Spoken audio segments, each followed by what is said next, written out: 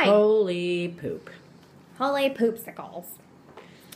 So, okay. Through a Glass Darkly 514. If this episode is any indication of the rest of this season 5B, it's going to be quite crazy. I concur. Yes. And I never say that. I actually, for a change, I actually really enjoyed this episode.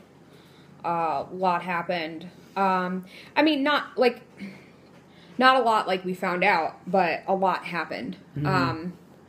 We went from Spencer being a murder suspect to just a lot of stuff happened. So, all right, we open up with Mona's funeral.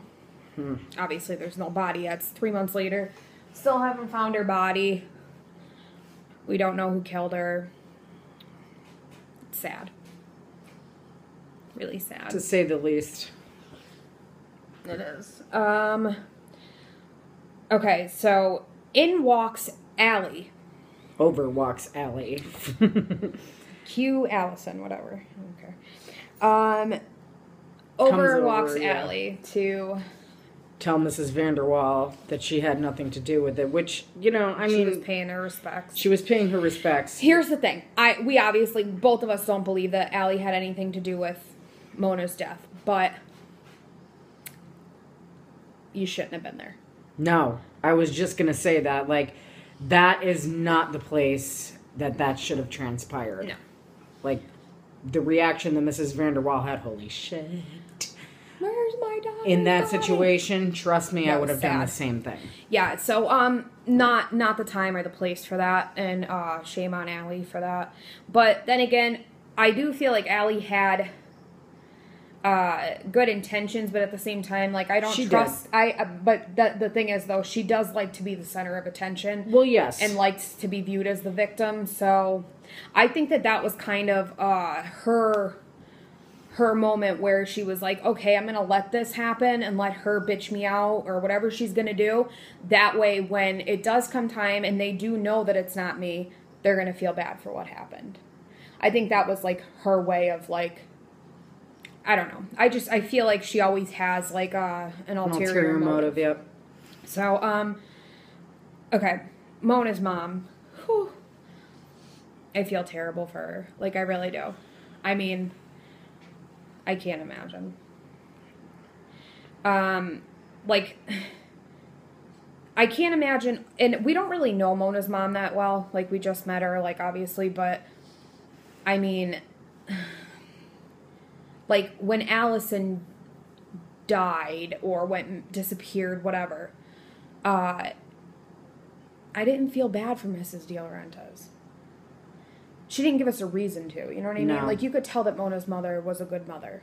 Yeah. So Mrs. De Laurentiis, on the other hand, was a creepy creeper. All right, so then we go to Bethany's parents. Bethany's parents. Who the fuck are these people? Obviously, I don't, that's what I don't understand.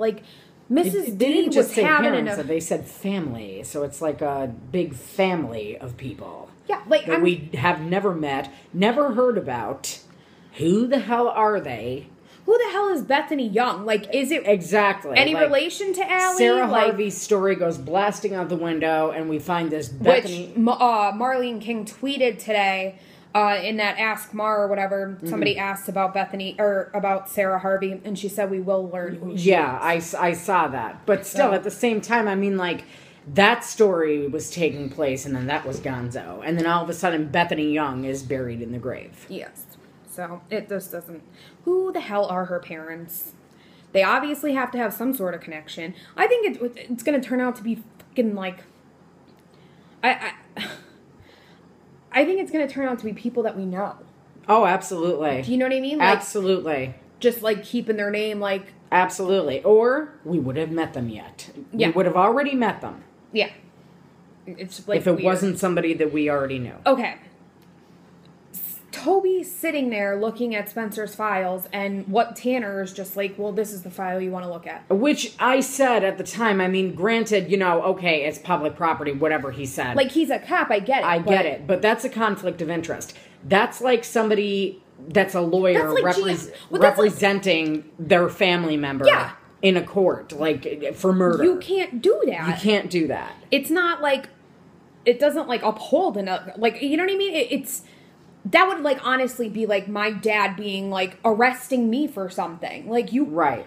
It doesn't work that way. Like, if, honestly, like, say that my dad was a police officer rather than a sheriff, okay? And I did something, I got in trouble, and my dad was the one on duty. My dad would have to call somebody else to do the arrest. Like, you know what I mean? Like, I don't know. It just doesn't, I don't know. I just thought that was very, actually, the first time I've seen unprofessionalism from Tanner. Yeah, like, I did not expect that from her. No, absolutely not. Don't get me wrong. Am I saying that we love Tanner? No.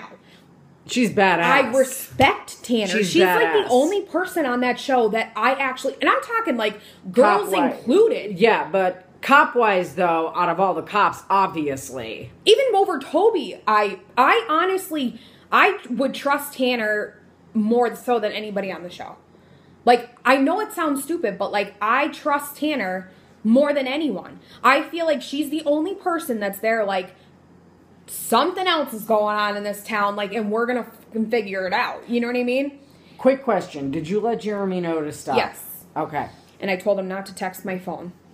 Okay. Because we were making a video. So, like, okay, besides that. Then we find out that a witness is the one who had saw, how did she describe it? Spencer in the yard girl, with a blonde girl in the yard. And the same clothing. Witness turns out to be Jessica De Laurentiis.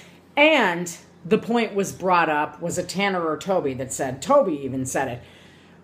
If Wilden hid this evidence, first of all, in my opinion, it shouldn't be credible. It should be inadmissible. And secondly, why didn't Mrs. De Laurentiis come forward and say it again if evidence was hidden? To somebody else. Or, to somebody else, such as Tanner herself. Like, it doesn't make any sense. It doesn't make any sense. Mrs. D is just a fuck. Just Peace a out. fucking fuck. Okay, so now we have Ezra's brew.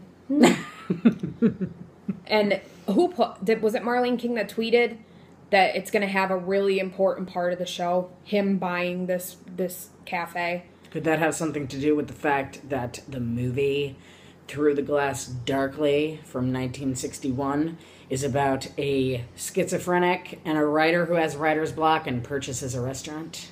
Yeah, that's what I'm saying. It's just, everything is just like, okay, this is what it's related to, but we're not going to tell you why. Bye, Paige. I don't feel bad for you. Goodbye. Okay. That dog. Pudgy, whatever the fuck your name was. Whatever. Little pup. I feel like it's going to be like that freaking snow globe all over again. Like, episodes down the road, we're going to come to find that there was something in there. Inside the dog. Inside that dog. I definitely feel that way. And I don't know. We'll get to that at another point. But, okay, Arya totally rape whistled Allie. That was funny. I laughed my ass off. I was like, is she rape whistling her? Didn't Mona give those rape whistles out? It's a whistle you blow. Yes.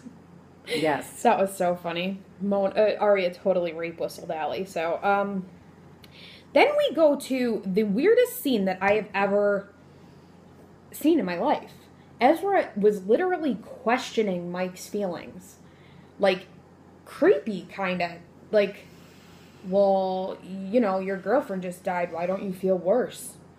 Why aren't you expressing any emotions? Yeah, like, blah, blah, blah. Why is it any of your business? People handle things differently. You know what I mean?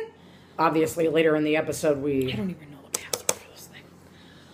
We saw Mike's emotions later in the episode, Yeah. but we'll get to that. But, yeah. But even if we didn't. Being questioned by your sister's boyfriend who's a teacher, and you don't really know him very well other than to have punched him in the face at one point. And even Mona and Ezra have had altercations, like like conflicts and stuff like that. So for him, he has no right to question anything that Mike went through or is feeling. That pissed me off. I understand. And here I come being the voice of reason again. But, you know, maybe he was just doing it because Arya is his girlfriend. No. But I don't trust Ezra. I think he's a fucking fuck.